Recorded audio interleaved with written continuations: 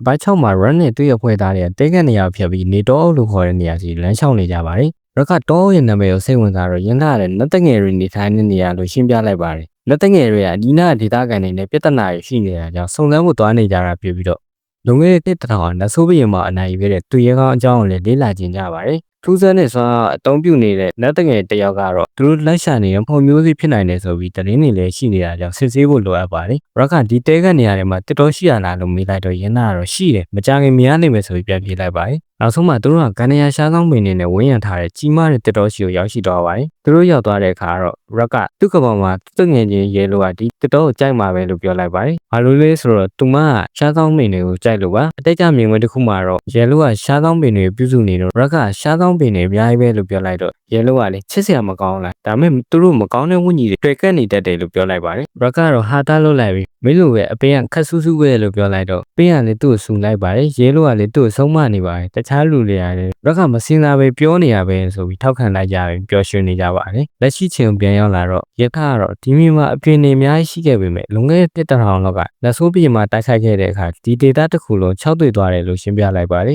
ဒီနာကတော့တဲခက်နေရာတွေမှာရှိနေပေမဲ့ဒီတစ်တော့ကအိမ်မြပြီးတာယာနေတာပဲလို့ပြောလိုက်ပါတယ်သူတို့လမ်းလျှောက်နေတော့ရင်ဟမတော်တဆလက်ကိုထိခိုက်မိသွားပြီးရကတော့သူ့ကပါပလာစတာနဲ့ပတ်ပေးလိုက်ပါတယ်ပလာစတာကဘယ်ဘက်လက်တကြွယ်မှာဆိုတော့လက်ထက်လက်စွပ်နဲ့တူနေရကြောင်းရင်းထလေးရှက်သွားပါတယ်သူတို့စကားပြောနေတော့တားစံလုံးဘာလို့နတ်တငယ်တယောက်ပေါ်လာပြီးတော့ຫນွေကျိုးကိုခိုးပြီးတော့ရင်ထကိုဖမ်းခေါ်သွားပါတယ်သူတို့လည်းဖမ်းဖို့ကြိုးစားနေပေမဲ့ Red တာဝဟန်တယ်တွေကစူးရီကိုမခံနိုင်လို့ပြေးလိုက်နေရပါတယ်တီနာတို့ကလည်းလိုက်ဖို့ကြိုးစားနေတော့နတ်တငယ်တွေပေါ်လာပြီးသူမကိုတိုက်ခိုက်ဖို့ပြင်နေကြပါတယ်နတ်တငယ်မတယောက်ကတော့လူသားတွေဘာလို့ဒီဘက်ရောက်လာလဲလို့မေးလိုက်တော့လူကြီးကလည်းမင်းတို့ဘီယံမှာအသုံးပြုနေတဲ့ထူးဆန်းတဲ့စွမ်းအားကိုယူဖို့ရောက်လာတာအဲ့ဒါကိုပေးလိုက်ရင်ဘယ်သူမှထိခိုက်မှာမဟုတ်လို့ပြန်ပြောလိုက်ပါတယ်လက်တငယ်မှာတော့ထင်ထားတယ်လို့ပဲလို့ပြန်ပြောလိုက်ပြီးလူကြီးနဲ့မင်းသမီးကိုတိုက်ခိုက်လိုက်ပါတယ်လူကြီးကတော့သူ့ရဲ့ဓာတ်ကို9ခုမြောက်ပုံစံကိုပြောင်းလိုက်ပြီးလေစင်သမောတိုက်ကွက်ကိုအသုံးပြုကသူတို့ကိုလဲကျစေပြီးလက်နက်အကြောင်းကိုမေးလိုက်ပါတယ်အဲ့ဒီချိန်မှာပဲသူတို့ရဲ့ခေါင်းဆောင်ပေါ်လာပြီးလူသားတွေဒီကိုလာဖို့ရဲရင်လိုက်တာတက်တော်နေထိုင်သူတွေထိခိုက်စေတဲ့အတွက်မင်းကိုအပြစ်ပေးရမယ်ဘယ်မှထွက်ပြေးလို့မရဘူးဆိုပြီးအတန်ကျိန်နဲ့ပြောလိုက်ပါတယ်သူမကထူးဆန်းတဲ့လက်နက်တစ်ခုကိုဆွဲထုတ်လိုက်ပြီးရှေး Egypt style ပုံစံနဲ့ဆင်တူတဲ့ပုံစံအဖြစ် Ranger ပြောင်းတယ်လို့ပြောင်းလိုက်ပါတယ်ရင်လှောက်ဖမ်းခေါ်သွားတဲ့လူကတော့အလျင်မြန်ပဲပြေးနေပြီး Rock ကတော့လိုက်ဖို့အခက်အခဲဖြစ်နေပါတယ်ရင်လှကတော့မင်းညလေ့ကျင့်ခဲ့တဲ့အတိုင်းလုံးဖို့ပြောလိုက်ပါတယ်ဒါကြောင့်သူမကတော့လက်ကောက်ကမှော်ကြောက်လေးကိုအသက်သွင်းလိုက်ပြီး Rock ကလည်းအတူတူလှုပ်ဆောင်လိုက်ပါတယ်အဲ့ချိန်မှာ Rock ကဖမ်းခေါ်သွားတဲ့လူရဲ့ရှေ့မှာပေါ်လာပြီးသူ့ကိုဖမ်းကရင်လှကိုကဲလိုက်နိုင်ပါတယ်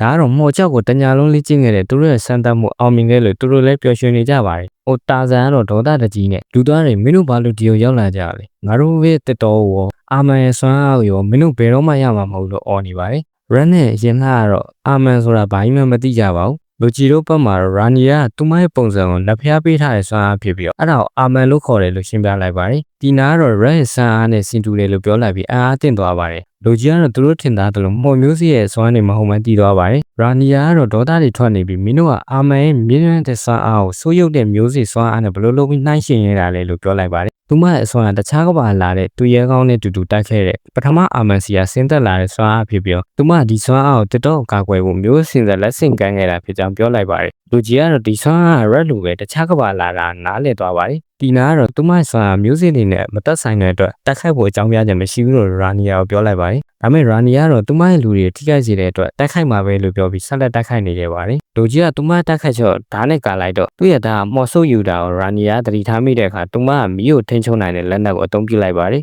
်သူမလူကြီးနဲ့တီနာစီကိုမီးလုံးတွေပြစ်လွှတ်လိုက်ပြီးမြဲလူကြီးကတော့ကာကွယ်လိုက်ပါတယ်သူမနောက်လက်နက်တစ်ခုအသုံးပြုပြန်တန်းကသူတို့စီကိုလိုက်တုံးကြီးတွေကိုပြစ်လွှတ်လိုက်ပါတယ်လူကြီးကတော့ဖျက်ဆီးလိုက်ပြီးမြဲသူမကသူတို့တစ်ဖက်ကတိုက်ခိုက်လိုက်လို့လူကြီးလည်းဒေါသထွက်သွားပါတယ်လူကြီးကသူမအနိုင်ယူမဲလို့ကြည်ပေးပြီးနှစ်ယောက်သားတိုက်ကွက်ဆန်းတွေတုံးမပြင်းနေတော့ရဲစီယကြီးပေါ်လာပြီးတိုက်ပွဲရပ်တန့်လိုက်ပါတယ်ရာနီယာတော့ရက်ကိုလူငယ်နှစ်တစ်ထောင်ရှေ့ဖြစ်ဟောတဲ့ထော်ထားတဲ့သူရဲကောင်းတဲ့တူမန်တီးသွားပါတယ်ရက်ကတော့ဟောမျိုးစီတွေဟာဒီတော့ဖြက်စီးဖို့ကြိုးစားနေတဲ့သူတွေရဲ့လက်ထဲမှာပဲရှိတယ်လို့ရှင်းပြလိုက်ပြီးမြဲလူကြီးကတော့ခေါင်းဆောင်မှာနားမထောင်တာလို့ပြန်ပြောလိုက်ပါတယ်ရာနီယာကတော့ငကိုပုံပြန်ပြောလိုက်ပြီးတုံလုံးဆောင်တဲ့ရက်ကရှစ်ဖြစ်ဟောတဲ့ဒန်နာရီလာနီယောင်စစ်တီလာလို့မေးလိုက်ပါတယ်သူမနဲ့နဲ့တငယ်တွေကရက်တို့တောင်းပန်လာပြီးတော့သူတို့ရဲ့တော့ကယ်တင်ပေးဖို့တောင်းဆိုလိုက်ပါတယ်ရက်ကအာအားတင်နေပြီးဘလို့တုံးပြန်ရမလို့မတိဖြစ်နေပါတယ်နဲ့တငယ်ကတော့သူ့ကိုယ်သူရာနီယာလို့မိတ်ဆက်လိုက်ပြီးချိုတာတဲ့အတန်နဲ့ရှက်ရွံစွာပြောနေလို့အားလုံးကအာအားတင်သွားကြပါတယ်သူမကတော့သူမရှက်တတ်သူဖြစ်ပြီးတော့တိုက်ပွဲတွေမှာသူ့ရဲ့စိတ်ခံစားချက်တွေဖုံးကွယ်ထားတာကြောင့်အတန်ကျင်းနဲ့ပြောနေတာဖြစ်ကြောင်းပြောပြလိုက်ပါတယ်။သူမရွာရဲ့အခြေအနေနဲ့အနာဂတ်ခေါ်စတန်အကြောင်းဆွေးနွေးဖို့ပြောလိုက်ပါတယ်။ သူတို့ဟာကြောက်တုံးပုံမှာ red ရဲ့ပုံရိပ်ပါတယ်တောက်ပနေတဲ့ကူတစ်ခုတည်းဝင်သွားပါတယ်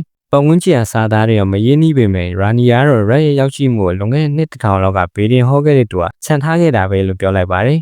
ရင်းလာတော့တစ်တော့အနေနဲ့ရှိတဲ့အခါကဲတင်ပြီးမဲ့သူရေကောင်းတစ်ယောက်ရောက်လာမယ်လို့ကြိုတင်ဟောကိန်းထုတ်ထားတဲ့အကြောင်းစာအုပ်ဖတ်ပြလိုက်ပါတယ်။ Red ကတော့အနေရကဘာလဲလို့မေးလိုက်တော့ရာနီယာကတော့ကုကကြာမျိုးရဲ့အုပ်စိုးသူအဇီယာပိုင်ဆိုင်တဲ့မှော်မျိုးစီလို့ထင်တဲ့အကြောင်းပြောလိုက်ပါတယ်။ဒီနာကတော့ကုကကြာမျိုးဟာသူတို့ရဲ့စားဝတ်နေရေးအတွက်မှော်ကြောက်တွေရောင်းချတဲ့မျိုးဖြစ်ပြီးတော့အရင်အုပ်စိုးသူကတော်လန်ကြီးမှာတည်ဆုံပြီးသူသားအဇီယာမျိုးစားဖြစ်လာတဲ့အကြောင်းရှင်းပြလိုက်ပါတယ်။အဇီယာကသူထိလိုက်တဲ့အရာအလုံးတဲဖြစ်ပြောင်းလဲနိုင်စွာရှိတဲ့မှော်စွမ်းရည်ရှိပြီးတော့တစ်တော့သိမ့်ပိုင်းချင်ပါတယ်။ဒါဇန်ကတော့အဇီယာအာနာမရခင်သူတို့နဲ့ကုကကြာမျိုးနဲ့ဆက်ဆံရေးကကောင်းမွန်ခဲ့တယ်လို့ရှင်းပြလိုက်ပါတယ်။ရာနီယာလည်းအဇီယာအာမန်စွမ်းအားနဲ့သူမရဲ့သစ္စာခံမှုကိုတောင်းဆိုနေပြီးတော့ရင်းဆန်တစ်တော့တဲဖြစ်ပြောင်းလဲပြမယ်လို့ချိန်ချောက်ထားတယ်လို့ပြောလိုက်ပါတယ်။ဒီနာကတော့လက်တငယ်တွေအပြင်လူတွေကိုဘာကြောင့်ရန်လိုနေလဲဆိုတာနားလည်သွားခဲ့ပါတယ်။သူမကတော့အဇီယာကိုအနိုင်ယူဖို့သူရဲ့အကူအညီကိုတောင်းဆိုနေပါတယ်။ရက်ကလည်းကူညီလိုသူတွေကိုအမြဲကူညီမယ်လို့သဘောတူလိုက်ပါတယ်။ဒီနာကတော့မော်မျိုးစီတွေနဲ့သက်ဆိုင်တာကြောင့်ဒီပြဿနာကိုလှည့်လည်ရှုလို့မရဘူးလို့ထပ်ပြောလိုက်ပါတယ်။လူကြီးကတော့တိုးဆုံနေပေမဲ့ရက်ကတော့တစ်တော့ကာကွယ်ဖို့အတူတကွလှုပ်ဆောင်မှုအားပေးလိုက်ပါတယ်။ဒါကိုလည်းလူတန်းကသဘောတူနေပါတယ်။ရက်ကလည်းသူ့ရဲ့ရောက်ရှိမှုဘေဒင်ဟောခဲ့တဲ့သူအကြောင်း